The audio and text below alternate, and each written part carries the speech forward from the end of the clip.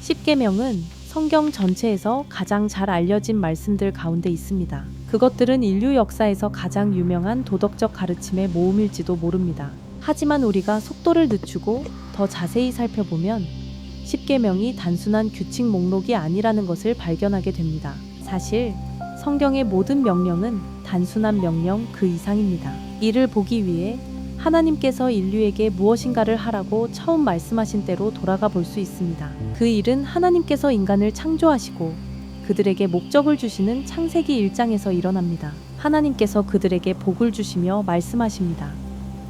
생육하고 번성하여 땅을 채우라. 이야기가 이것을 어떻게 묘사하는지 주목해 보십시오. 그 이야기는 이것을 명령이라고 부르는 것으로 시작하지 않습니다. 그것을 복이라고 부릅니다. 그 세부 사항은 중요합니다. 처음부터 하나님의 명령은 생명으로 이끄는 선물로 제시됩니다. 그것들은 하나님의 세상의 선하심 안에서 살도록 초대하는 말씀입니다. 그것들은 임의적인 요구가 아닙니다. 그것들은 사람들에게 짐을 지우기 위한 하나님의 점검표가 아닙니다. 그것들은 번영과 충만함을 향한 길을 열어주는 말씀입니다. 이 첫 번째 명령은 성경 전체에 이어지는 명령들의 본이 됩니다. 모든 명령은 하나님의 음성을 듣고 생명을 발견하라는 초대입니다. 그러나 이것은 중요한 질문을 제기합니다. 하나님의 명령은 실제로 우리에게 어떻게 잘 살아가도록 가르칩니까?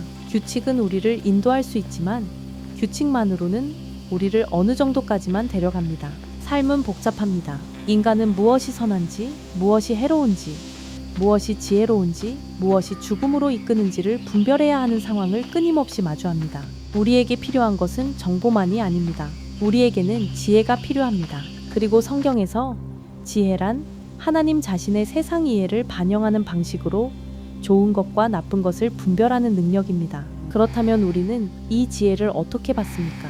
그 질문은 우리를 성경 이야기 속 두 번째 명령으로 데려갑니다. 하나님께서 사람을 동산에 두신 후 창세기 2장은 여호와 하나님께서 그 사람에게 명령하셨다고 말합니다. 그분은 말씀하십니다. 동산의 모든 나무에서 네가 자유롭게 먹어도 된다. 거기에는 생명나무도 포함됩니다. 그러므로 그 명령은 통성함으로 시작됩니다. 하나님께서는 사람에게 동산을 누리라고 초대하십니다. 하나님께서는 사람에게 생명을 선물로 받으라고 초대하십니다. 그러나 그 명령은 계속됩니다. 좋고 나쁨을 알게 하는 나무에서는 먹지 말라. 내가 그것을 먹는 날에는 반드시 죽을 것이다. 그래서 이제 우리는 하나의 수수께끼를 마주하게 됩니다. 좋고 나쁨을 아는 것과 연결된 나무가 있습니다. 하지만 사람은 그 나무에서 취하지 말라는 말씀을 듣습니다. 이 이야기는 깊이가 있으며 그 명령이 실제로 무엇에 관한 것인지 묵상하도록 우리를 초대합니다. 이 명령에는 두 가지 면이 있습니다. 좋고 나쁨을 알게 하는 나무에서 먹지 말라는 경고가 있습니다. 그리고 생명나무를 포함하여 동산의 나무들에서 자유롭게 먹으라는 긍정적인 초대도 있습니다. 이 전체 배경은 그 질문을 피할 수 없게 만듭니다. 나무들이 아름답고 탐스럽다면 사람은 어떤 나무가 생명을 가져오고 어떤 나무가 죽음으로 이끄는지 어떻게 압니까?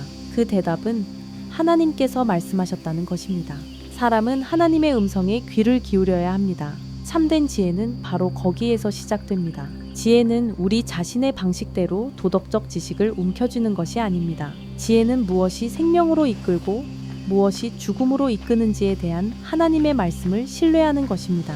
동산 이야기는 참된 지혜가 하나님께 귀를 기울이는 데서 온다는 것을 우리에게 보여줍니다. 인간이 하나님의 음성을 받아들일 때 그들은 생명으로 인도됩니다. 그들이 하나님과 분리되어 지혜를 움켜쥘 때 그들은 죽음을 향해 나아갑니다.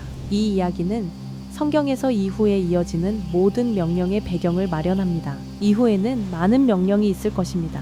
법과 율례와 교훈과 판결들이 있을 것입니다. 그러나 그것들은 모두 이 동일한 기본적인 초대와 연결되어 있습니다. 하나님께서는 그의 백성이 그의 음성을 듣고 생명을 찾을 수 있도록 말씀하십니다.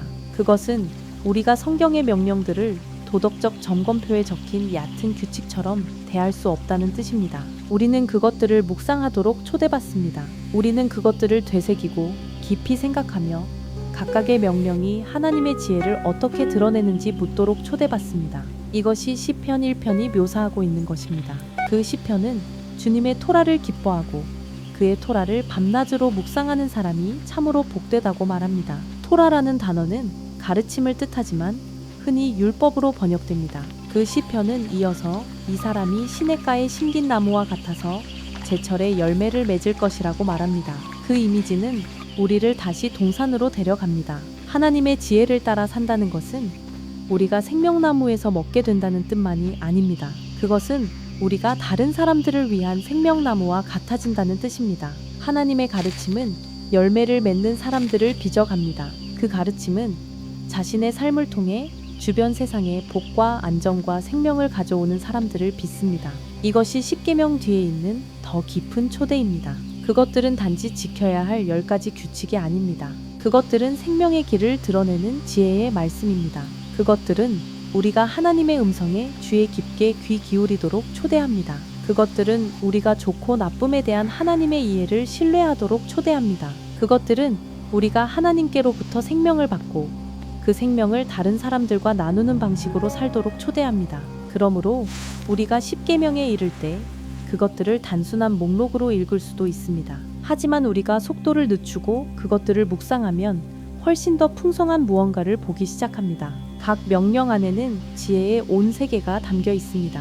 각 명령 안에는 생명으로의 초대가 담겨 있습니다.